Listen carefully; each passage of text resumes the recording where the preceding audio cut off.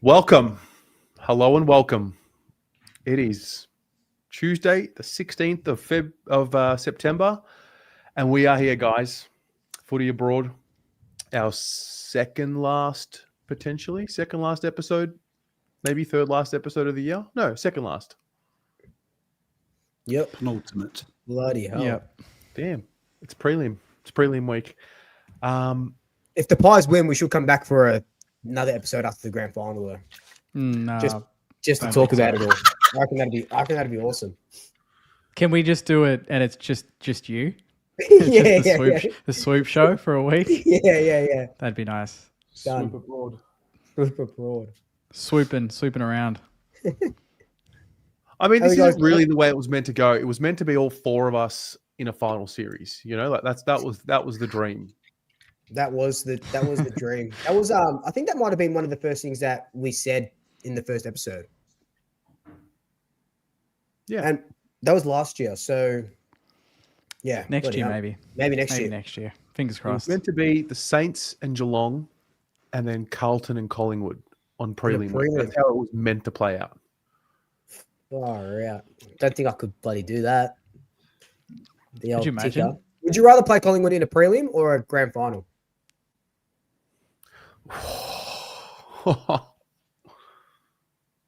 Well, isn't the prelim said to be the one for the fans because more Yeah. fans get to be there? Yep. Yeah, probably a granny. Yeah. Yep. Yeah. I couldn't do it. I probably prefer prelim. Probably prefer prelim. Well, Ben Zero is gifted a Swoop Luke membership, Benny boy. a Pommy Benny? Ellis membership, and I don't know who this. Alex P became a YouTube member for one of you. I don't know which one. I believe that was me, Alex Hey. P, the P dog for Pominos verified. So thank you very much for that, Big Al. Oh, Love that, Pommy mate. How you doing? How you diddling? Yeah, good. It's good when you're not affiliated with a team on your YouTube channel because I'm just sitting back and watching the chaos unfold. So it's good. I mean, it's probably like in a past life, I like to think I was sat somewhere high up on the Pyrenees watching Rome burn. That's how I like to see my past existence, just sat there enjoying it. So yeah, that's it. Sports fucked there.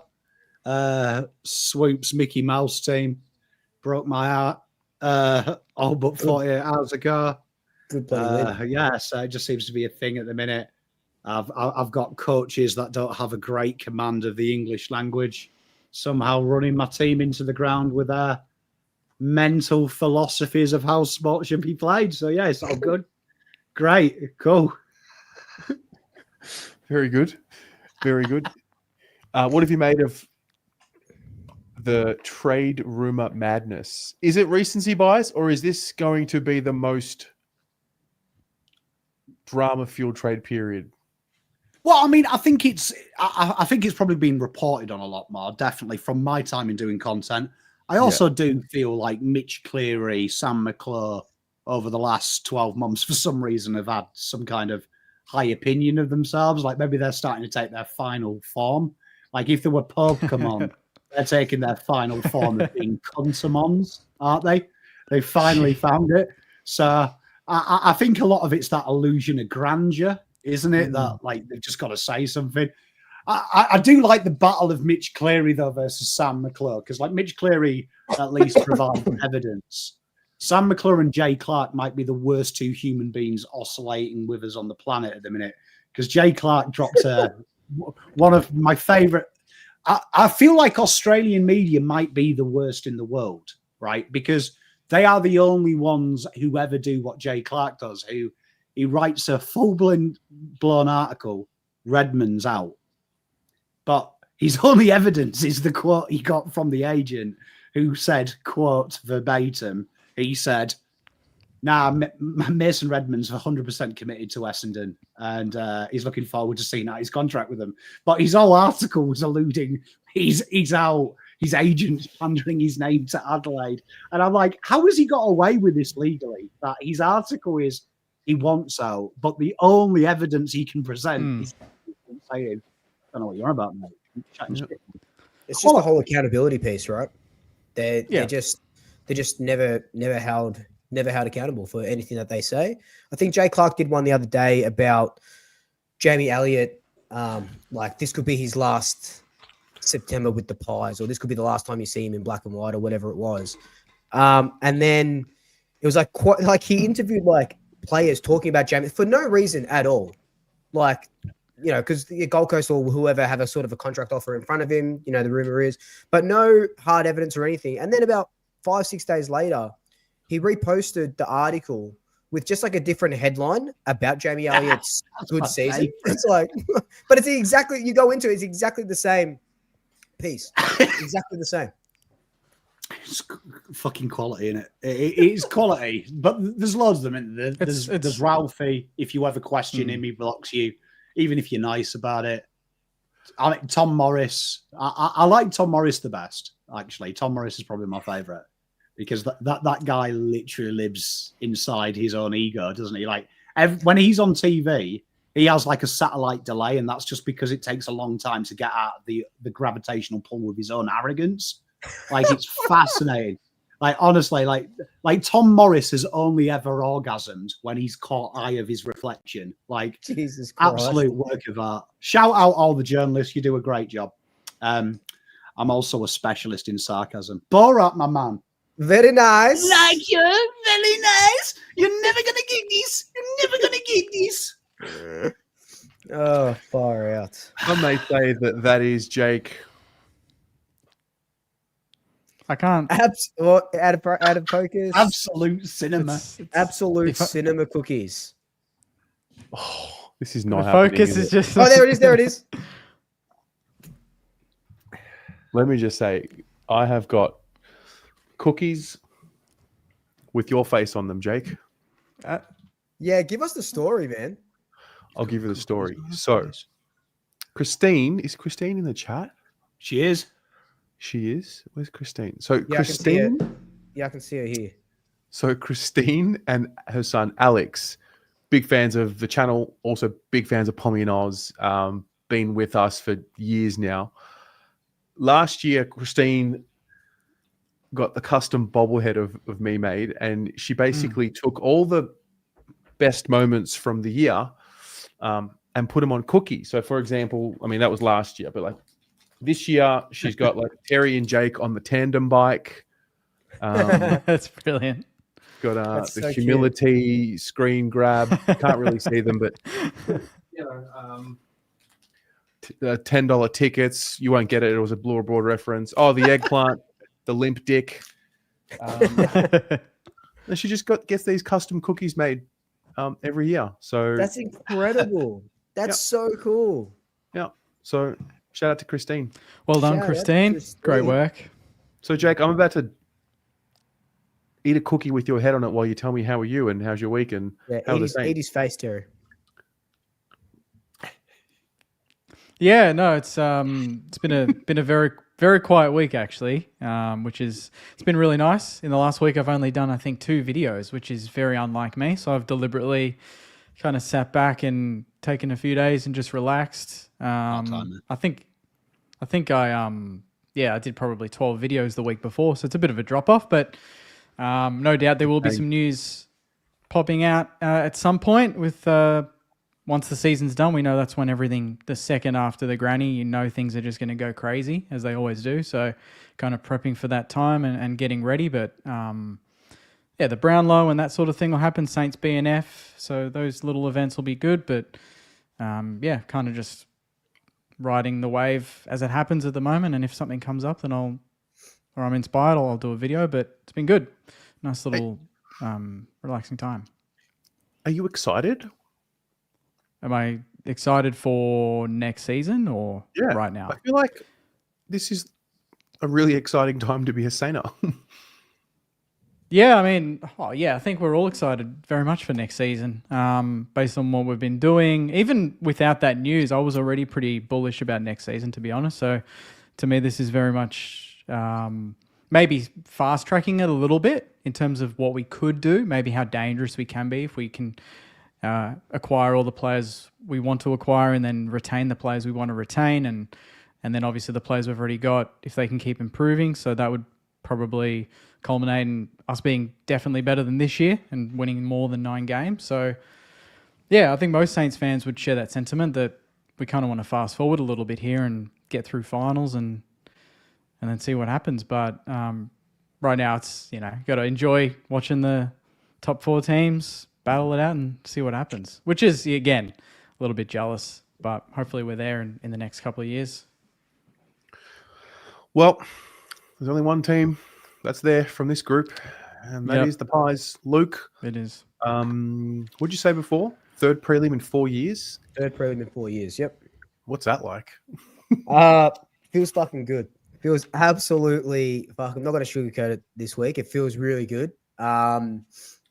Yeah, it's been wild. Like this last week, you were kind of in a bit of a purgatory because you knew you weren't going to play until the week after, and it really didn't hit me that we were going to play in a prelim until the final siren of the Gold Coast Brisbane game, because we had even though the game was pretty much over at halftime or whatever, but you had your opponent, and it's shaping up to be an incredibly insane game. It's all sold out. There's probably going to be like 95,000 people there. But yeah, it feels good. I think the last time Collingwood, a new coach has put Collingwood into 3 prelims in his first 4 years was Tom Hafey in like the 70s, 80s when we just kept making grand finals and stuff. So yeah, it's trust the system and we're there again, Confidence levels? Or is it a thing to be confident? Pretty confident. Like if you don't go in confident to a game like this, you're just making yourself sick all week. And I'm gonna just take it all in, like I've been saying in my videos, like just go to training if you can get to training. Like there's an open training on Thursday morning.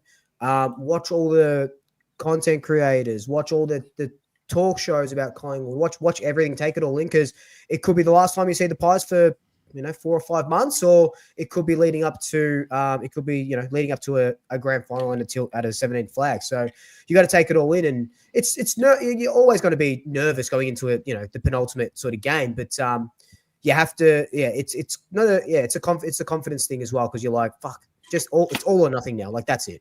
Like that's literally all it is. So good. I'm curious, how can you, like, I wouldn't be nervous at this point because the teams there deserve to be there. You're clearly good enough, Yeah, but every supporter base there should be bullish. Yeah, but I think the nerves are just like that. It could be the last time you see like all the work just to leave it, just to lose on the week before. And we've those 3 of the last 4 prelims. The first prelim in 22, we lost by a point to Sydney. 2019, we lost by 4 points to the Giants. Like we've had some absolute doozies. But there's going to be it's just going to be a cracking game. Like it's going to be on for young and old. It's a rivalry. Fuck, I can't speak. Rivalry week in a prelim. So that's we haven't if Hawthorn make it through and Collingwood make it through, it'll be the first time we play off in a grand final in our history. If it's Collingwood Geelong, it's 2011. Even a Brisbane Geelong grand final would be incredible. So any sort of storyline, it's going to be a really good fortnight. Yeah. Well, sorry. First here, Mel Mate became a member somewhere. Is it you, Pommy, again?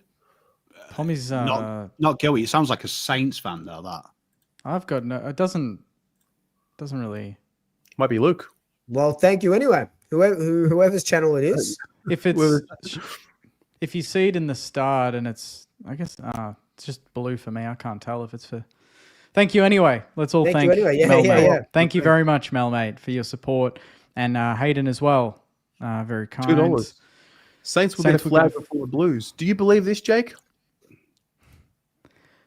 He said it in his prediction video. Yes. Yeah, I do. Yeah. I think we're marginally close. He does. It's Jake in his wait. Why did you say it's reality? It's reality. It's reality right now. Wait. Time out.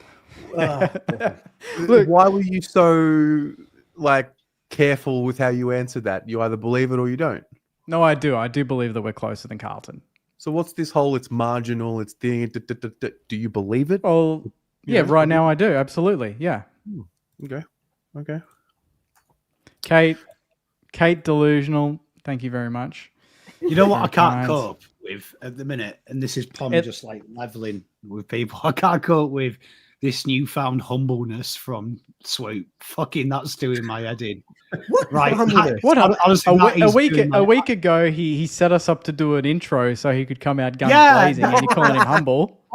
Mate, that's a lot better. Honestly, Knobhead Swoop, my favourite. Right, he's my favourite. I can't cope with this. It's throwing me off. I'm coming off fucking a week of COVID. I am so tired. I've had 2 naps today. You've been fucking humble all year. It's doing my head in. And remember the West Coast one? Remember the West Coast game? Oh, you know. Yeah. And the other one, I don't know what's bananas. annoying me. That or Jake, who says something that's incredibly exciting with the same pitch and delivery I gave my nana's eulogy at a funeral. There is no excitement in that. Which part? Yeah, we're definitely going places right now. Can't wait for next year. So excited. Really? I thought I was jumping off. I wanted a little bit of fucking G, mate. Put some Pom in it. Pom, it's the 16th of September. We're in prelim final week. The Saints aren't there. I'm not going to be jumping up and down just yet. Okay? Yeah, well, I'll do that when we're there. Better than mine. I want a little bit of chutzpah in there. I agree. I'm just stating a fact right now. I don't really need to put oomph into it. I imagine being in Rebs at 3 a.m. and saying to a girl, "I'm going to change your life" with that effort. Oh, mate, if I'm in Revs chatting to a girl, I'll tell you what, I'd be questioning my decisions, my life decisions. I'm not going to Revs. I'm not going to Revs. That's not mine. I'm Jake, Saints TV, and we're bigger than Cowan. That's actually not a bad headline, you know? Instead of just Hey, mate, for give me Asana making a channel for Asana, I might just do that just for next season. Kind of a big deal. Anybody ever fell in lust or in love in Revs just one time? I definitely fell, but not in lust or in love. Nah. Yeah, the last potential Mrs. Pom was actually a pickup from Rebs. So, true story. That's why Rebs gets a lot of run. Rebs, if you need someone to sponsor, flick it my way, baby. You might see me there after we beat Brisbane in the prelim this weekend. The old Revs kick on. I met a lovely girl from the UK in Revs one time. Absolute delight. Yeah, it's always tourists. Hey, Charlie, my boy. Hey, Charlie. how good is that? That kit looks excellent. Hey, Charlie, I love you, brother. Thank you, mate. Thanks for the 5 gifted on your way out. Make sure you close the door. Can't believe it. Fall from grace. We're going to touch on that. We're going to touch on the merit news. No, Therese has given Luke a 5. Swoop's too humble. Prelim is like going on a bender. Ooh, prelim is like going on a bender. Oh, was that you, Pommy? Yeah. Sorry. You can tell which chat she's in because only we get. We only go this loose on my chat. Prelim is like going on a bender to Thailand, waking up with a tiger and face tattoo. Well, fuck humble, we winning. All right, fair enough. I love it, Teresa. Good luck. Yeah. All right. Should we? Guys, do you want to get into the merit stuff? Because that was kind of my topic anyway. So we can kind of just. We really should discuss. Oh well, topics. let's just go. We'll just go. Well, I guess we can just talk about it, see how we're all feeling, and in the chat how everyone's feeling about all of these captains that want to leave footy clubs. Loyalty. well that's is the it thing. dead? Now there's news that Josh Simcombe might be, looking up. But it's not even just the captains. Like if you, for example, Kerner or Petrarca or whoever it may be. Like, is there a way that the clubs can hold them to their contracts, or do the players have just too much power now? I think Essendon can. I mean, if anything, you look at was it the Kelly situation at Geelong? They held him for 1 more year. I think he wanted to leave, and then they held him, and then he went to West Coast in his final year. Yeah. I think Merritt's Yep. got 2 left. So to be honest, I don't know. I don't know the situation in great detail, but from the outside, I'd love it if Essendon just said, you know what, get stuffed. You're sticking around for another year. You know, you've done this. You've pulled the trigger. He got a bonus when we gave them the big deal, and he decided to stay and he got more money because of it. Yeah. And there's been multiple times where he said that it's a team sport. He's the captain. He wants to lead the next wave. He's all in. He literally said that in, I think, April or May. He said, I've actually got like a quote here. I'm all in. I'm contracted. I'm the captain. I've got so much trust in Brad and what he's doing. I really want to see that through. The plan, the strategy. It's taking a little bit longer than I would have liked, but I think it's pretty clear now these kids are coming through. I want to taste that ultimate success with the footy club. That was this year. Like at some point, you can, cool. but at some point, like he could say whatever he wants, but you got to hold captains to another level, I think. And a captain said that. I agree. So how does that reflect on the rest of the footy club? Everyone's blaming Essendon and saying that it's all their fault, but I don't think they could have done. Like they've played the kids, they've been injury riddled. They gave him more money to stay when we came knocking, and he said no. He had to talk to his wife about it. It was that big of a deal. He stayed. They backed him. They honoured his loyalty with more money, and now he's turning his back on them because of a dinner with Sam Mitchell and his wife or something like that? Like, I don't know. It just, to me... Well, to me, it's very much like 2 weeks ago when we didn't know this. He was a Essendon hero. He's the Essendon captain off the back of another great season. And he's essentially tarnished his reputation at this football club. He's tarnished all of it, you know? So I think I just don't like the way that doesn't sit well with me if that was a Jack Steele or, you know, someone like that. I just don't think that's how a captain should treat a club. Yeah. Well, what's the trade-off, right? So, I mean, the club holds firm in your example. Would you rather just cut your losses or have a guy that he's sort of half in? Like, what's that going to do for culture? I mean, we're having a very similar discussion with the Charlie Curnow thing. You couldn't welcome him back, surely. Well, yeah. I mean, I think I'm talking like initially maybe there was a conversation to be had, but surely as the captain and as a coach, they would have had ongoing chats anyway, and this shouldn't take anyone by surprise. You'd think there'd be open conversations throughout the season. Like you wouldn't just wait until the exit interview as a captain to say, hey, I don't like the way this is going. Surely there's a bit of back and forth weekly. Yeah, Pom, you know, sorry. I was going to ask you, has there been a situation where the club says, no, you're staying, and the player's not happy about it, but too bad? I don't think so. Definitely not at the Pies. And then it got ugly? The only one I can think of, but he wasn't well, I was going to say that's the only one I can think of where we walked him to the draft and then Collingwood picked him up. But he was out of contract, obviously, whereas Merritt he's got 4 years. I said 2. I think he's got 4 years on his deal, doesn't he? Is it 4? 2029 or something like that? So 8 or 29, yeah. Yeah. So it's a big deal. Like, if he got 1 more year, I can kind of see it, but that's a big contract that the club's given you.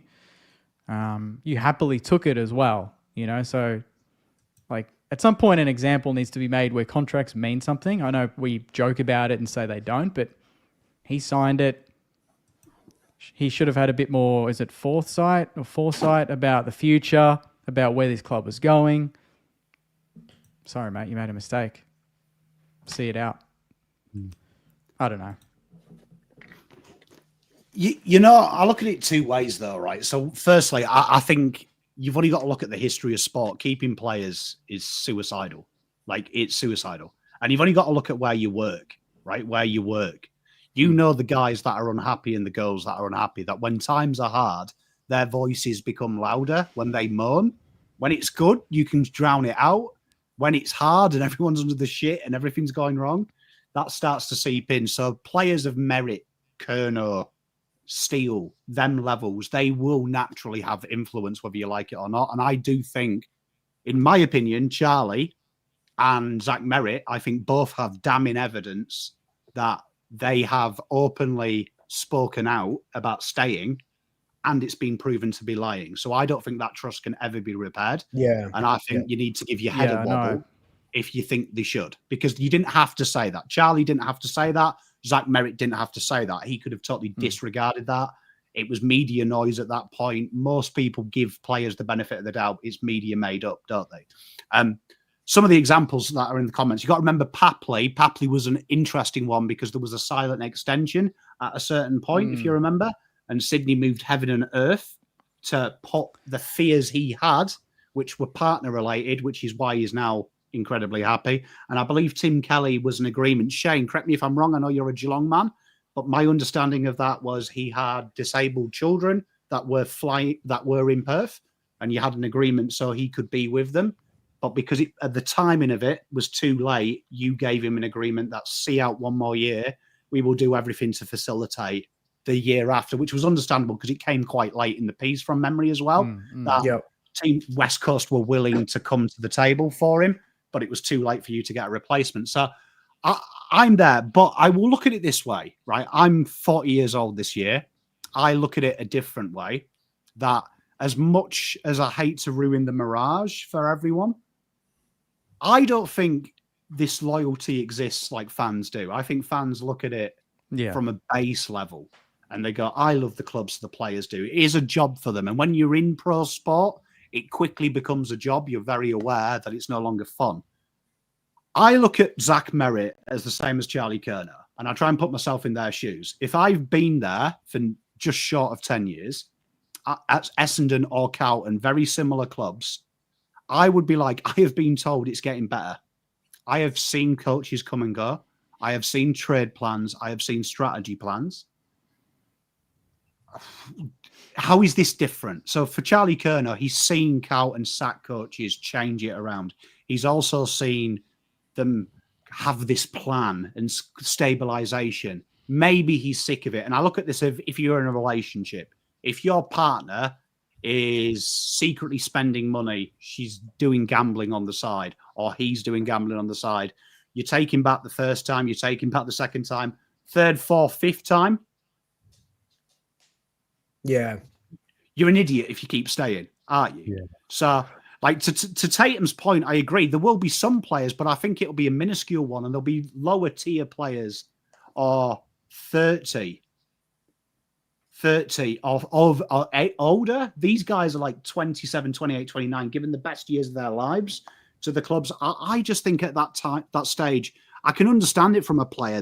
Where I question and I take umbrage of the players is when you come out, and I agree with Tatum. I think it's selfishness. And as I said in my Zach Merritt video today, I'll say the same thing as with Charlie Kerner. That says to me you're more about Charlie Kerner and Zach Merritt than your team. That you've done it on the sly and you've lied to the fans. Like, that's where I take umbrage. Charlie didn't have to have a question in the rooms that wasn't about his future, and he deliberately brought it to that and said, I'm staying here. I'll be at Carlton in 2026, only for it to be then confirmed 2 weeks later he met with someone else, and his agent has been ringing around Sydney, confirmed 4 times by Sydney players, trying to get them to come to Carlton. Yeah. Zach Merritt didn't have to 4 weeks ago downplay the rumours of dissent with Brad Scott and saying that he's super excited about where Essendon Football Club are and the plans going over the next years, and imploring the fans to buy memberships, only for him 2 weeks later to be like, oh, please come and get me off on. That's where I draw umbrage. I've got no issue. They are men who need to make money, and they've got their careers. And ultimately, I'd love it if we lived in some kind of pseudo world where loyalty mattered. But loyalty doesn't matter, because loyalty is a two-way street. Love is two ways. You can't be just one-sided. That's stupidity. Real love is two ways. So I can understand why you might get disenchanted. I'll be honest. Is the extra money that he got last year, though, is that not love? Is that not them upping it and saying, you know, we value you, we want to keep you? It's not like they said, just take, you know, when we came knocking, that's your deal, take it or leave it, mate. You can request a trade if you want. He asked for more money, and his deal got even bigger than what it already was. He took up more cap space and stayed, and now he's flipped on that. Surely that's love. And he got other players to buy in as well. 100%. And he's the captain. Shouldn't he be held at a different level than some other players? 100%. And for me right now, if I was Essendon list manager, if I was Carlton list manager, both of them would not be coming back to the fucking club. Like, I would be drawing a line and saying, this is a bad sign. Because I think forgiveness after contempt is weakness. So for me, there is no going back. They have... I thought the best article I've seen is Adam Simpson, who said he's met with 6 AFL captains who all implored complete secrecy, complete safety, and had the discussion. And he wouldn't name who they were, but said no one ever reported on it because he understood they had to seek what was out there, but they had respect and love for the club, which I agree with. But for me, what I'm saying, I agree with what you're saying, Jake, but when you're playing professional sport, you've got to look at it. It's different to a job. You do also want to win. That should be the number one thing. And I'm very loyal. I'll stay with my wife no matter what happens. That's loyalty. I've stayed with friends, workplaces that I didn't really like, but I believed in the culture.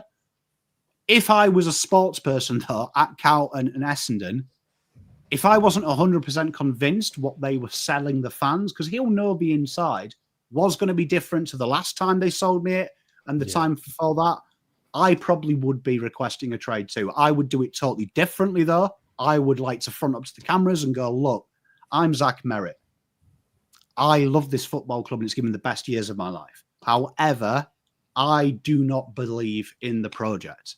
That doesn't mean the project's right or wrong, but I don't feel like it's right for me to stay as captain of this football club and stay here because I've demanded the team buy in. And my loyalty is questioned. So I love you. I'm out. But I wish if only that's how he handled it. Yeah, there's no clean way to break up. There's no real clean way to break up, though, is there in this situation? Like with Merritt, if he is really going to play for Hawthorn next year or whatever, but let's just use Hawthorn as an example. If he is really going to line up in round 1 for Hawthorn next year, it kind of has to get ugly and messy, doesn't it? Yeah, 100%. I mean, the AFL will love that to reignite the Hawthorn Bombers rivalry. Like, they'll love that as a narrative going into next season, no doubt. Do you think I like it? Do you think for fans? Do you think? I mean, this gets more and more prevalent every year, and maybe with more coverage, it's happening. And the longer we get into the future, the quicker we get into the future, the more player empowerment we have and more player movement we have. And players, if they're not getting enough game time in the midfield, like Sam Flanders, for example, they just go. Or Simpkin, apparently. Or Simpkin. Yeah. So do we need to adjust as fans? Because I think a lot of us hold on to this mirage of loyalty. I think there definitely is a period of adjustment for fans. Like, an example is Brody Mychek this year, right? He Melbourne are offering him 3 years on a contract. He's 33. I know it's a bit different to these young guys. And Mychek is a workhorse. We love him at the club, but if he can get a good deal somewhere else, same with Jamie Elliott. If he can get an extra 1 or 2 years at another club, the fans have to be like, yeah, that's what it is. That's the world that we're living in now. You'd love them to be loyal. Premiership players, and you've also seen success. So they've given you what you sort of want as a fan. Yeah, but even if it was someone like Brodie Grundy, for example, like the way that was handled was a bit difficult. But you wanted, me as a Collingwood fan, I wanted to see him succeed at Melbourne. Now I want to see him succeed at Sydney because he gave us everything that he could. And same with Treloar as well. But yeah, I guess the Elliott Mychek thing does come down to maybe the success as well, and they could well have their 17th flag in a couple of weeks. But I don't know. I guess that's free agency, so it's a little bit different to Elliott being in the middle of a 6-year contract and leaving. So that's a different way to sort of look at it. Would you say? Yep. I was going to say, Peter makes a great point because this was my next point. I think you only are seeing this problem at weak clubs because weak clubs have bent over backwards to keep players because they've associated player attention as good culture. So I think if you look at Mychek leaving Collingwood, that's probably more that he wants 2 years, maybe a bit longer term security, guaranteed he's played. He's got Westy breathing up his arse. Yeah. And Collingwood are going to shake his hand and go, "You've given us all the time, mate. Go with our blessings, man," because we understand. I think Collingwood will understand that. I think like Manchester United, like Peter actually nails, I think player cliques form because Australia is a weird country. And I mean this with love. Your sports fans become obsessed with players. I have lots of friends who watch NBA, NFL, and they follow a player. They don't follow the club. Where in the UK, you follow your club, right? Ronaldo was my favorite player as I was a teenager. Brian McClare was my favorite player as a kid. If they left, I couldn't give a shit. I didn't go and support Real Madrid. I was like, fuck Ronaldo. I'll choose a new favorite player. Man United is my team.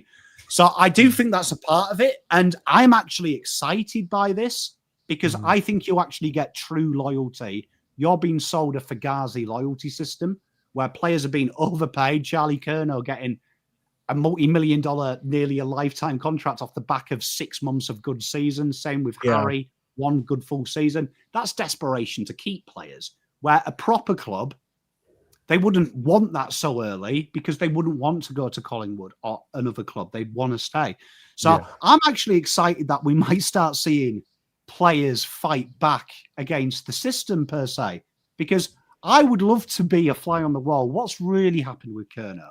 I reckon a part of Charlie Curnow is, I've been here before, I've seen this bollocks, can't be asked anymore. And that sounds horrible, but that maybe he's sick of it. Maybe Zach Merritt's sick of it. Maybe Jai Simpkin is genuinely being told, "Oh, can you play forward? We see you as a midfielder, but can you play forward to help the younger kids?" And a proper club would be like, "Nah, the kids are going to have to displace you by being better." Yeah. And he's a bit disenchanted. He's like, "Well, why are they getting the opportunity?" So we might start seeing clubs actually run like sporting institutions as opposed to PR machines. Do you know what I mean? Like PR machines where they're just trying to sell us everything's okay. I'd like players to come out and be like, I'd love Charlie Curnow to leave. And then his next press statement is, "Let's set the fucking record straight." Yeah. The club's a shithole. They've lied to me multiple times. It's not all fucking sunshine and poppycock. I'd love a player. You see that in the EPL. Players leave and then they're suddenly like, "Place is a shithole. Manager's fucking off his head. Players are unhappy." Like, then you might start seeing clubs stop fugaziing it. Because I think Carlton have handled this horribly, just so everyone knows. Rich Essendon, brilliant. Get the players to turn their back on Zach Merritt. That turns me on. Strong club. I believed Redmond. And I'd certainly believe Nick Martin, who said he promised me he was going to stay. He assured me to sign my contract. And now he's turned his back on the club. That's wild, man. That turns me on because I was like, this is a club that's in it together. When I watched Carlton, right, they have just kind of dropped little subtle gambits of little pot shots at Charlie, but no one's been man enough to go, "You know what, fuck Charlie." We kept stuck by him when he hurt his knee. We still gave him love. We still believed in him. We gave him a big contract off the back of half a good year. And this is how we repay. I would have loved it if Cripps said, "You know what, fuck Jesus, fuck TDK, fuck Charlie. I stayed here when I could have gone to a good club. And they promised they were in it. And now they're turning their back. Get fucked. I don't want them playing for me." I would have loved it if Cripper said that. I would have been like, "Okay, boy, I'm with you." And that's what we need more of. Like, in my opinion, stop it. That's what we did last year with Josh Battle and the BNF. Didn't invite him. Everyone lost it. Yeah. Oh, yeah. Andrew Bassett. I asked Andrew Bassett when I interviewed him, and they all thought he was staying until the day before, and he just sent them a little text saying, "I'm off. See you later, boys." He broke up with them over a text? Yeah. They all thought he was staying up until the day before, mate. Fuck, and then everyone lost it saying, "Oh, the Saints aren't classy. Look at Baker and these guys going. Look at, who was it? Tom Barris as well. He won the BNF. Oh, he didn't win. Did he win the BNF? He gave a good speech at their BNF and was sent off really well. And everyone's like, "Look at that class." But the way Pom was saying it, we clearly turned him on last year when we didn't invite Battle. You're not part of the team, mate. See, and I think even when he finished third, I think in the BNF, and they didn't even mention his name. They just skipped first, second, fourth, fifth. They didn't even acknowledge him. We are, as a country, generally a few years behind the rest of the world with a lot of things. And I think what we're seeing in the NBA, for example, a lot of the players have their own platforms, podcasts, whatever. And they can just set the record straight on their podcast. I mean, Draymond Green does it all the time whenever there's a suspension or whatever. He just sets the record straight. This is what happened. This is what I said. This is what he said. I think you'll start seeing more of that as we go on. And whether you think that's a good thing or a bad thing. But yeah, I've definitely felt this year more than ever. And maybe it's also coming with age and experience. Like I'm 34. Like a lot of these guys are, younger. They're not heroes to me. And I actually now understand what Chris Judd said when I think I was 17 years old. And I remember there was a quote in the paper. He's like, I'm not a role model. Like I hate that he pushed back on the idea that footy players are role models. And I remember not understanding it at the time. I totally get it now. They're not. Mm-hmm. I agree. They're like the most regular people you'll ever meet, just with an incredible gift. Yeah. Yep. At playing this game. So yeah, it's tricky because like you want to dip into the romance of the game and loyalty and the stories that your clubs will sell you. For Carlton, it's the spine and the draft that we went to and the rebuild and Harry and Charlie and the Twin Towers, and they're going to lead us to the promised land. And then all of a sudden we've been sold that dream and we've been playing along with that ride for 10 years. And so it's just sort of rocked the foundations of the identity of what's right, what's wrong, what's real, what's not. But then at the end of the day, who cares? Like go play what you want. It's your life. It's like watching the first couple of Paranormal Activities, and they're really good, and you're like, "Oh, this is unique, right? This is unique." And then you get to the 27th Paranormal Activity, and the door moves a little bit, and then the next night the blanket moves a little bit. The third night they pull the person's leg and they get dragged out the bed. And you're like, "I think I've seen this about 30 times. This feels very boring and mundane. There needs to be a little bit of change happening." So I can see where you're coming from there. Probably a little bit of an elaborate analogy, but I agree with you there, Terry. Very niche. That was very niche. Yeah. You know what annoys me though? I don't know Luca makes the comment where he says this is why they give out big contracts. I disagree. So like this comment here, I totally disagree with you because I think it's a fugazi. Look at the clubs that give out infinite contracts. It's idiot clubs, moronic clubs who are exactly what you say, desperate not to lose talent. But if you're a good club and you've got a good culture and your plan is good, people buy into it. If you force buy-in by overpaying and saying, "Oh, we'll just settle you for the rest of your life," what are you going to have? You're going to have people whose heads turn very quickly. And what have Essendon and Carlton done very early in the piece? They've tried to tie down players and make them superstars. As I keep saying, this catchphrase every YouTuber stole from me 6 months ago. But Carlton are the football club, give you premiership wages and attention for bottom four output. So what happens? You get bottom four mindset. I will cheat on you with someone more successful and better than you because they've got a complex where they think they're better than everyone else because they've been handed the world while other players are grinding. And it's fascinating to me. It's like fascinating to me that the AFL world, look at the Demons with Pickett. I guarantee you, Pickett, if they finish bottom four the next 2 years, I reckon I'll give it till 2026, 2027, when Tasmania are fully in. He's going, "No, I want to go to WA now, mate. Please." Yeah. But good clubs, we don't see you do it, do we? Collingwood don't. Collingwood haven't signed Nick Dacos up to a 12-year, $4 million deal, have they? What is he on? Out of curiosity, what's he on, and what's your longest deal? I think it is. Hang on, I can tell you now. Give me 1 sec. I think it is Nick Dacos until 2030, May. Oh no, it's not. It's 2029. Our longest deal 29. is Josh Dacos until 2030. Harry Perryman, Dan Houston, and Bobby Hill. So what's that? 5. That's 5 years. So they were probably on 6-year deals, I think.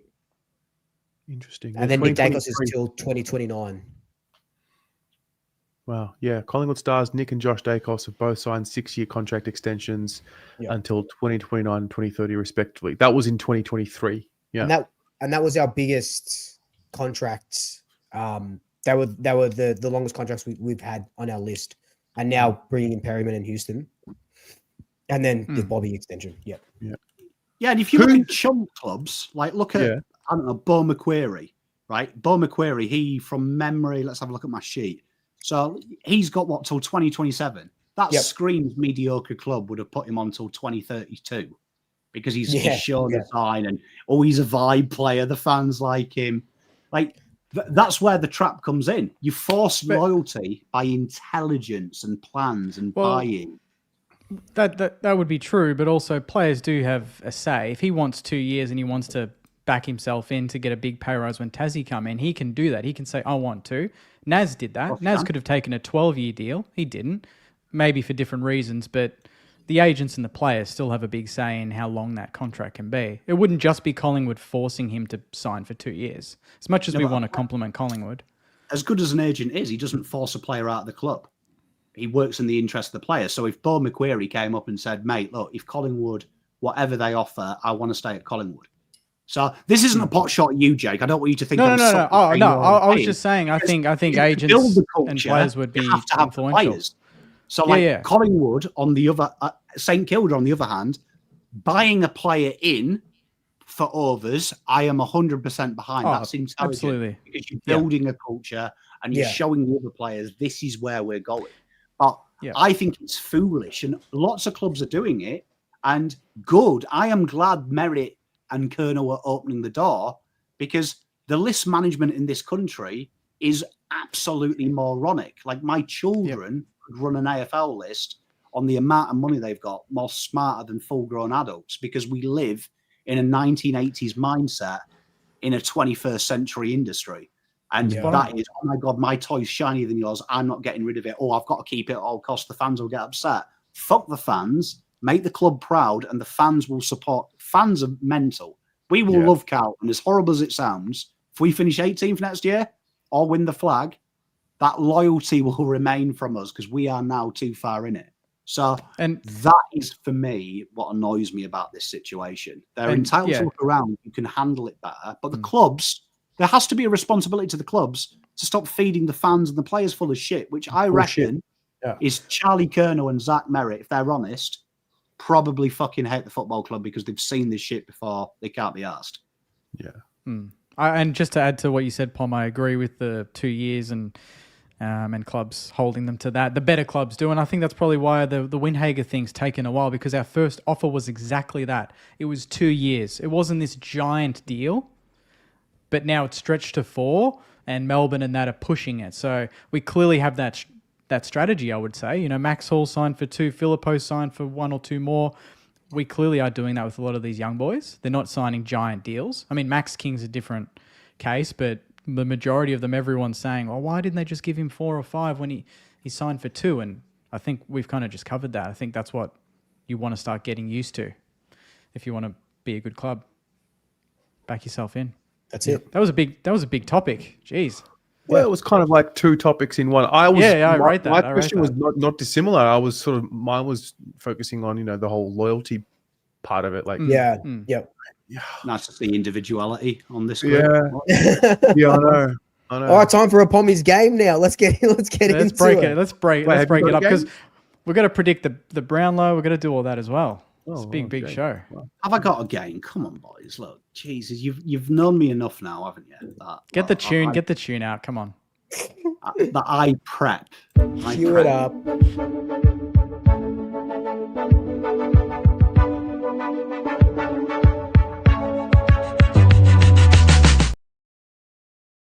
Ah, dear. Prepped over. We're nearly here. Only 2 more of these to go, which, you know what? He's good, because you know what, I'm running out of things to think about. But you know what we're doing today is we are looking at something close to my heart, and it kind of fits what we've just been talking about. We've been talking about loyalty and paying contracts, but as we know, what is the best ability in AFL? Anyone on the panel? Availability. Oh, Terry, that's the only fucking stat you need. Availability. Everything else is just fucking Mickey Mouse and Codswallop. So we're looking today at who is Mr.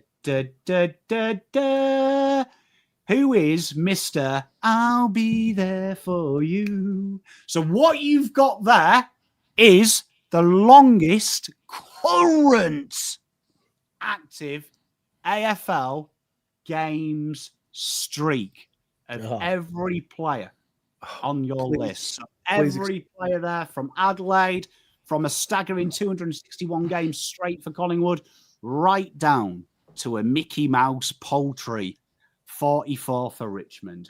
We are going to try and work out who are the Mr. Reliables and who are the Mr.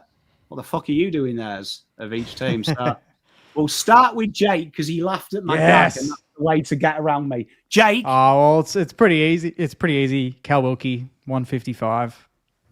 Oh, Jake, you didn't go for the obvious one. Yeah, this is why I admire Can I go? Jake.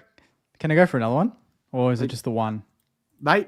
Until you get we'll him. see what the others do, but you are correct. Cal Wilkie is the player for that one. Cal Wilkie, 151 games straight for them. So the numbers are the games. 155. Yeah. So Can I- 155. Yep. Can I go for Collingwood just to piss off Swoop? Tell you what, we'll play Winner Stays On. Go on then. We'll play that. Look. We'll play that. It's So that is oh. Go on. Is it Crisp? Crisp? Yeah, insane. 261? Jack Crisp, a staggering amount of games. wild. That 261. So bloody wild. Okay, Winner Stays All On. right. Go on. Where are you going next? Jeez, I'm thinking. Oh, okay, let's go. We'll go Geelong. 90 games for Geelong.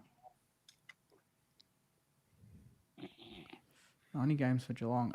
What's his name? Brian Myers? So we've got Jake here. Look, 2-game streak. What a run! I reckon that might I'll win take it. it. To be fair, I reckon. Now, as he drinks some milk, Mr. Luke. Who on. who puts milk in this, mate? No, I was having a pot on Luke. You're too. Oh, what? It looked like a milk carton.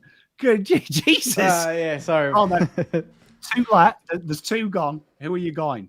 Fuck, man. I have no clue about these other teams. Let's go. Well, Adelaide's definitely not ranking. Hey, pop the first Good shot one. of the game. Good one. Hey. Would Essendon? I don't know. I'm just gonna have a guess. Would it be? Has Redmond been injured? Has Redmond been injured? I don't know any of these teams. We'll go. Is Brayshaw Fremantle? Oh, he's deviated. Sorry. I'm going to be sick if this is correct because this guy's a warrior. Is Patrick Cripps the Carlton one? 50 games in a row? He is the Cripper. Wow. Just think about that. Like the way he plays the game and he is the Yeah. biggest streak. It's a fucking disgrace. Yeah, well, I Okay. mean, it doesn't help that we've got a fuckload of overpaid idiots. Chat, you can guess as well. Help them out. So help them out. Some good guesses as well in the Pommyos chat. Very proud of you. Terry, so you've got one. Yep, you're on. Where are you going next?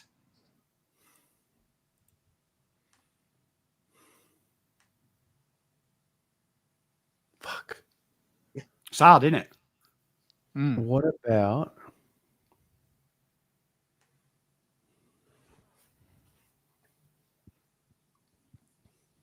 Zach Guthrie for Geelong? Oh, Terry! What a Shit. genius that is. An absolute huge spot. So I did this while I was doing it. I just tried to guess before I looked at it. I got 3. So in a row. So that was the max. And it was Crisp and Cripps. And I didn't get Cal Wilkie. I got one more. I won't tell you who. I got the Fremantle one. But there you are. Well done, Terry. So 2 in a row. Tied.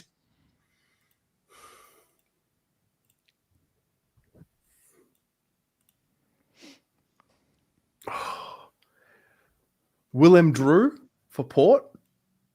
Oh, Terry.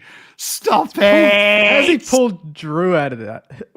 Oh, that's world class. Drew? World class. How's he pulled Drew out of his, Wild. pulled it out of his That's ass? wild. Jesus. That's enough. that's a 50. That wasn't the game chat. final. That definitely wasn't the chat. It wasn't as well. Not at all. That's a touch. Well done, Terry. All right. Well done.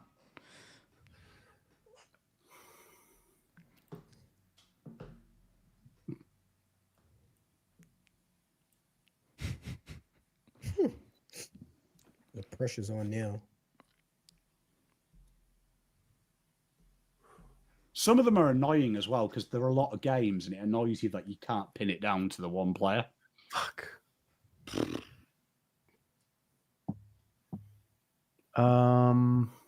Okay, I just got to take a stab here.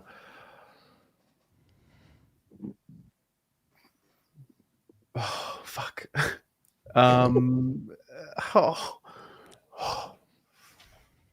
Ben Keys, Adelaide.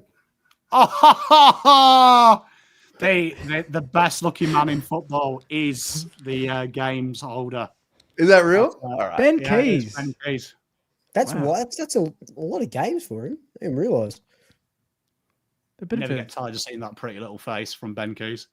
Does the games count if the player played for another club? It does, yeah. It carries over. Do we have any of those? No.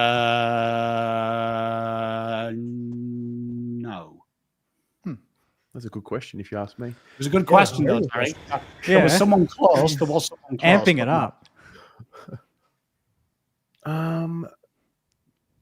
No. What about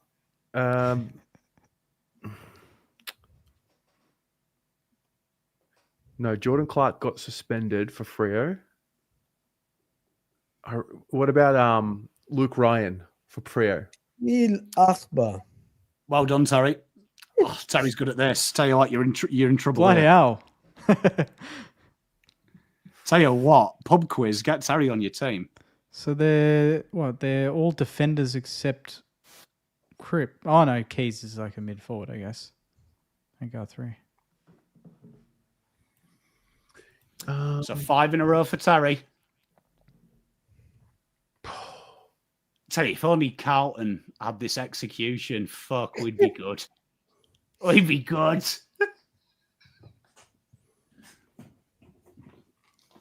I can confirm Terry's not cheating.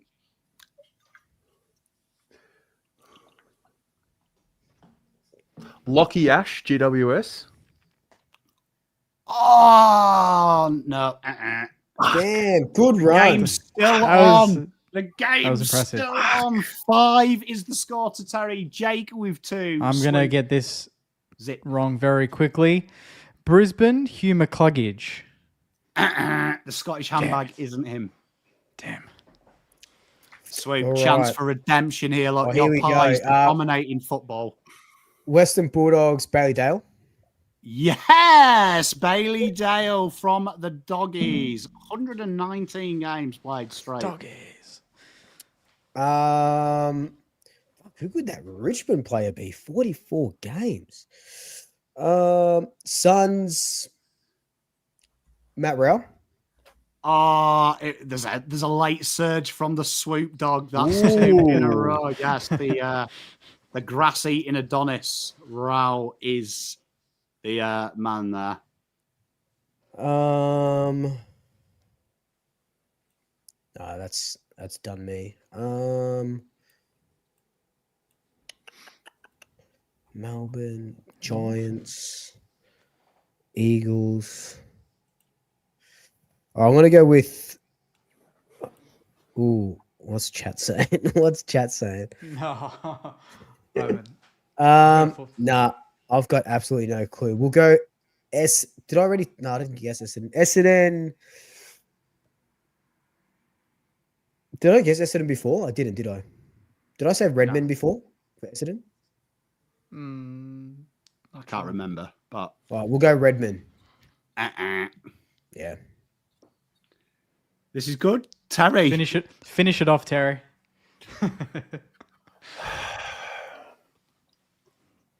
What about McCluggage? Damn it! I did say Redmond twice. I Shit. just said McCluggage, bro, on my really? last go. Yeah. Can I go again? Yeah. I'll make up the rules. Like Jake's looked after you there. Like he's been nice. Dunkley?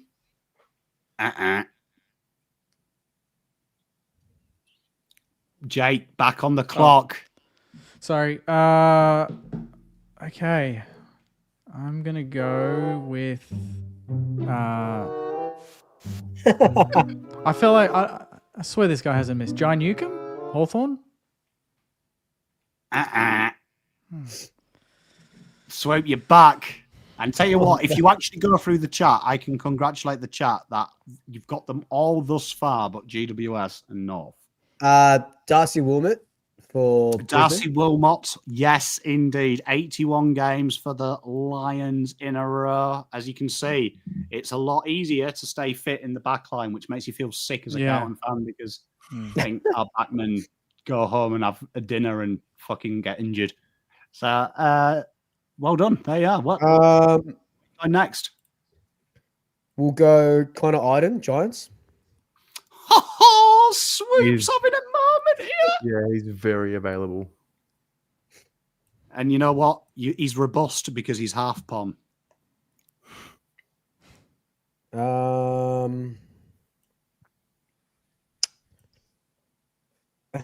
Yeah, I'm just thinking defenders. Yeah, far out.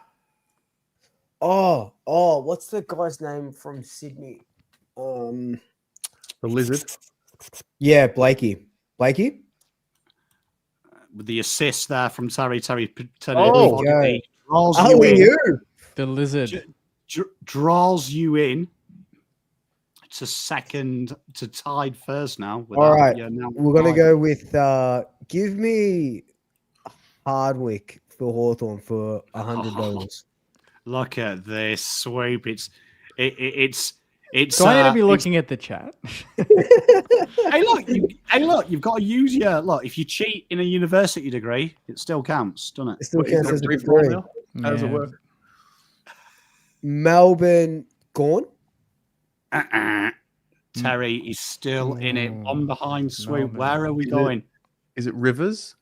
It is. It's Trent. Good one. Trent, a collection of water. Well done. Andy McGrath? Bombers? Andy McGrath, yes, spot on. Back in the lead you go. Andy McGrath.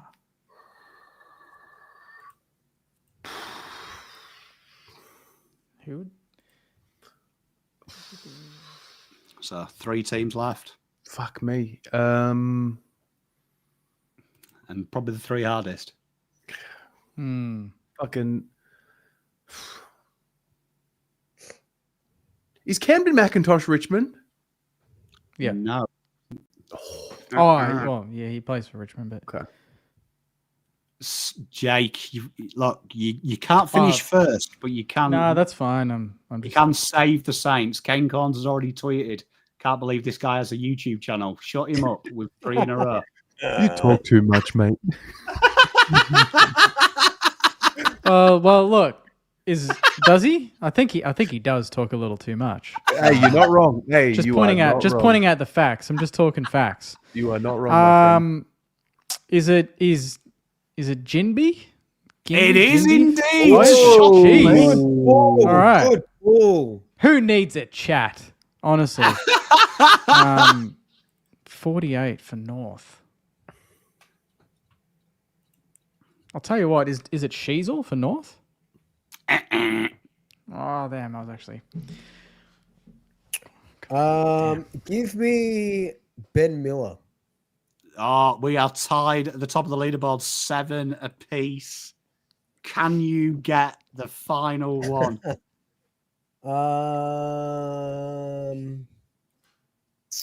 48 games. That's 2 seasons ish, 2 and a bit.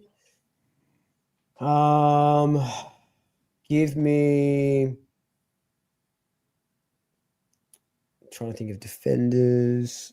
Who the fuck do they have in their defense? I don't know, man. What's chat saying? All right, we'll look at chat. It's Give me not, Zerha. Terry, Ooh. to take it out. Is it Tom Powell? It is indeed. Terry is this week's game winner. And as you see, there you are. Look at the sexy Powell. teams. I'll tell you what, That's a great one. That's your best There's- one. That was a good one. there's a lot of tough nuts, a lot of, like, there's a key traits in a lot of those players that would overlap, you know, when you look at it. It makes you depressed reading it as well, doesn't it? As well, like Look, Carlton 50, and he's the guy that literally tries to kill himself every game. How is Ollie Holland's not taking him out? The guy doesn't get touched in a game. Like, what's going on? How are you not playing 100 games for Carlton Football Club? How is Cripps ahead of you? How? Like, honestly, everyone at Carlton Football Club needs to watch this 50% pay rise tomorrow. That Cripps is more continued than the rest of you. Disgusting. You know what? I'm thinking about it now. If if Zach Merritt wants to get out, like, fair enough. He's not happy. The strength and conditioning, they've sold the players a lemon of a S&C guy for 2 years and whatever. Patrick Cripps is the one out of every player in the league that deserves a trade request and to give up on his 100%. club. Mhm. Oh, Yeah. oh, it makes me sick that he's the most consistently available player. It's actually like an indictment.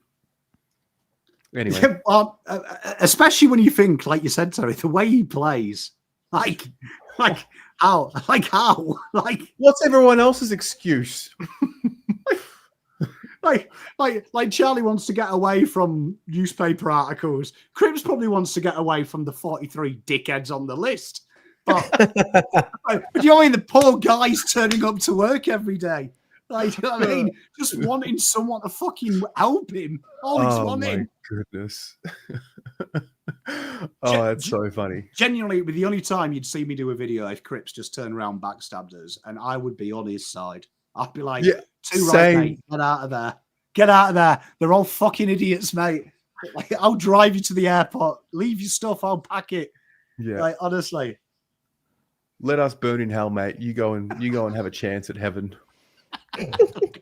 like genuinely, the only captain probably in the league that could say, you know what, fuck this, I can't be asked anymore. I've got better things to do.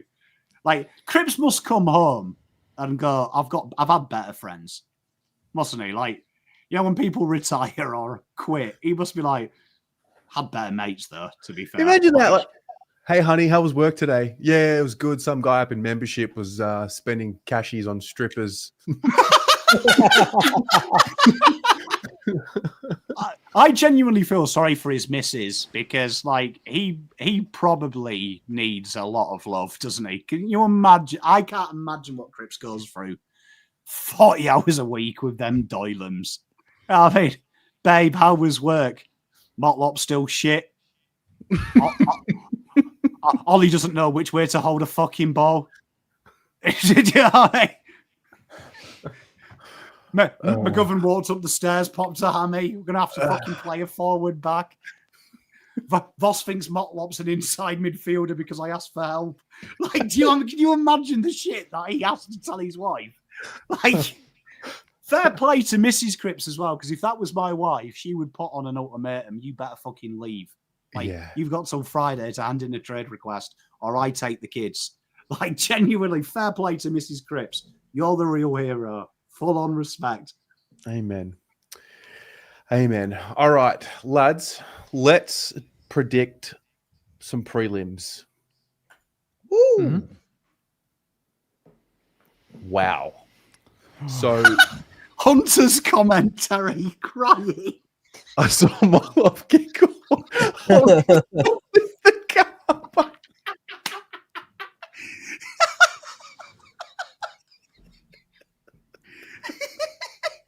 It's fucking so true.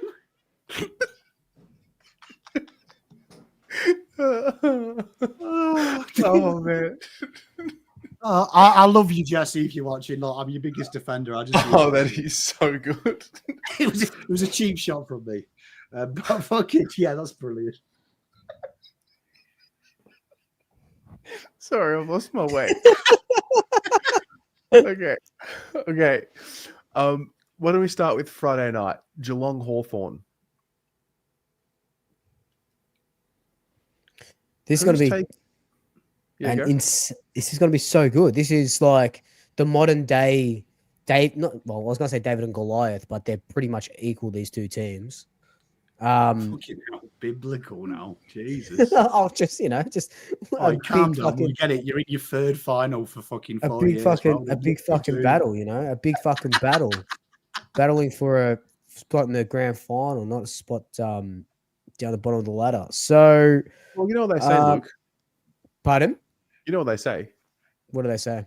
Without a test, there can be no testament. Oh. Fucking amen, mate. Amen. And this is a big test, let me tell you. But I've got Geelong here. I think they're just too good. The Cats are just too good of a team. I am with you on Geelong. Yeah. Jake? I think Geelong as well. I want to say Hawthorn, but I have no reason not to trust that Geelong will just do what they do because they always do it. They always do it. Yeah, that's the thing, right? Yeah. I was kind of trying to justify that. I think one team that had to go the long way, around would make it, and I wanted it to be Hawthorn because I still think Collingwood as well. But yeah, I think Geelong have just got too much going for them at the moment. But Hawthorn's going to give them a ripper game. Like their form's been flawless in their 2 games. Polly, are you team Every Geelong part as well? of me wants to tip Hawks. Yeah. There's just something about them. They're magical, aren't they? They're so good. But logic says Geelong, doesn't it? It says the dream's over. So Geelong are just too good. It's perfectly set up. You know, they get Merritt, their midfield rotation down. You add Day, you add Merritt, and then happy days. But there'd just be something beautiful, wouldn't they? Like for the culture, Hawks win it. Yeah. Well, they'd be the first team from 8th to win the flag. Like there's just something in it. The coach, Sam Mitchell, Ginny's already planned his grand final celebration. Like I need to see it. Yeah. Cho doing that, Harden. Like, I want to see it. Yeah. All right. Well, Luke, we know you're going to tip the Pies, right? Yeah. Wait, do you have any insights? What's like a lock to happen on Saturday in terms of a player performance or like what is definitely going to happen? I think Jamie Elliott gets off the leash again. I think he kicks 4 goals. Oh wow. He's he's one of those. He's a bit of a barometer for us. If Jamie Elliott doesn't fire, I think the forward line will be a bit stagnant. But I think I've got Jamie Elliott kicking 3 or 4 goals, getting absolutely off the leash. I really don't think. Look, and I think Brisbane are a fantastic team. I don't know. I feel like they won't be able to sort of go without pressure. Like you saw what Geelong did to them in that first game. 80 plus tackles. They had 30 plus tackles in their forward 50. Soon as they put pressure on them, they crumbled, and the Suns just couldn't pressure them. And Brisbane just they just ran amok, just unpressured all game. So we're the best defensive side in the league still. We have been all year, and I don't see that changing on Saturday afternoon. Okay. I like it. Pommy, Collingwood, Brisbane. Never been more sure of anything in my life. Pies by 7 goals. An absolute monster in. Pommy, I'll buy you a slab if we win by 7 goals. I'm genuinely saying I just don't think, as good as Lions were last week, Collingwood ain't going to make that mistake. Collingwood are way too smart to not put pressure on that midfield and test the young lads out. As good as Ashcroft is, I don't think he can carry them against the might of the Pies. Thank you very much, Mrs. Pom. Oh, you Jake? Who's going to play on Logan Morris? He killed you last time, didn't he? Yeah, but also last time it was Darcy Moore and Charlie Dean as our 1-2 combo. No Frampton, no Howe. Quaynor's back in form. Perryman is doing really well down there. Maynard's in form. So Howe comes back. So that's, you're getting 2 extra defenders instead of a 6-gamer.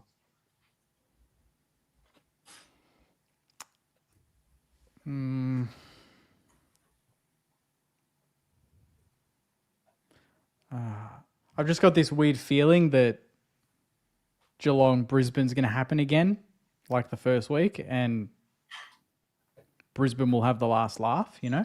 I just see it being one of those final series. I don't know why. But I just Jake, we're on think the same page, my friend. they're going to have the ultimate payback on the biggest day. Well, I just think that the Lions get there. I don't know. It's got nothing to do with Collingwood. I just think they'll get there. I just think they're too good. I know what it is. What is it? I don't know if I've done this last week with you guys. I've done this gag so many times. What is the most dangerous animal? Ah, yes. You did last week. Yeah. I told you, man. The fight or flight response is triggered by pain and fear, leading to a desperate, unpredictable, and focused attack. They're wounded, they're doubted, and they have the heart of a champion. I mean, so does Collingwood, to be fair. But I think Brisbane will get the payback that they so, desperately deserve from 2023. Well, not deserve, but that they want. And I think it'll be Brisbane. Honestly, yeah. I think both finals are going to be phenomenal. But I think Brisbane. Fuck. So how do we do this? What does chat say? All right, Final chat. vote. Type 1 for Collingwood. Type 2. Actually, just type in Collingwood or Brisbane. Who do you want to win? Like, obviously, Luke out of it. But if you had to pick one for vibe, which of the 4 teams would you pick? Like the rest of you? I would love a Brisbane Hawthorn grand final. I would love the two that had to go the long way to get there. Yeah, I'm Hawks. If I had to pick a team that I'd like to see lift it, I would like to see Hawks. I just think that would be great for teams that rebuild legally, as opposed to crying about it. I think done it beautifully. My other idea of a topic was I was going to do who would you rather prelim final edition. Who would you rather out of Collingwood Brisbane and out of Geelong Hawthorn? Honestly, though. Chat doesn't count. They hate Collingwood. That's true. Well, sorry, That's Threes. true. There's nothing else I could do. Unfortunately, we are in a democracy. I think Collingwood are actually winning this. This is all down to Swoop's channel. This is all down to you, Swoop. Yeah. We These guys really love pies. Seeing a lot of ones. You know what? Give the Pies the fucking win, mate. We'll win the whole thing. We'll win the whole thing anyway. Saints, we would have had the Blues or the Saints going through, and Jake would have told me why they wouldn't have, but that's okay. Why the Blues wouldn't get through? If the Blues or the Saints were in the prelim, we would all conspire to make sure they went through. And I'm like, well, that's been your ladder predictor for pretty much the last 2 years, hasn't it? And my whole life has been a ladder predictor. So this will actually, if the Pies and Cats do make it through, this will be a repeat of 2011. And I'm pretty sure if the Pies win the flag, they'll be the first team from third place to win the flag as well, from memory. Wait, where did we finish? Fourth. We finished fourth. First team from fourth place from memory. Really? I remember seeing, I think Sench Footy put up a stat, and I'm pretty sure fourth haven't won a flag. But does that matter at all? Really, you're getting the no, chance. it doesn't. But you mentioned Hawthorn because they were eighth and first team to win it from 8. Yeah, but that's, I guess, no double chance. I can't wait for Collingwood versus Geelong, and all you hear on Twitter is people going, "Oh, these shirts clash," and I'm like, "How does a horizontal stripe clash with a fucking vertical one? Get your fucking eyes!" That annoys me every game. It's happened in every final. Oh, the colours are quite similar. No, they're fucking not. You know what I mean? It's like when people say Collingwood versus. I might be the only fan who does this. Collingwood versus Brisbane. I mean, Collingwood versus Carlton. Oh, Carlton have got to wear different coloured shorts. It's too hard to tell. Blue versus black and white are the biggest fucking opposite colour spectrums you can get. And also, can I just give Terry a shout out? No one noticed it in this panel. What? Anyway. So what switch just happened? Don't worry.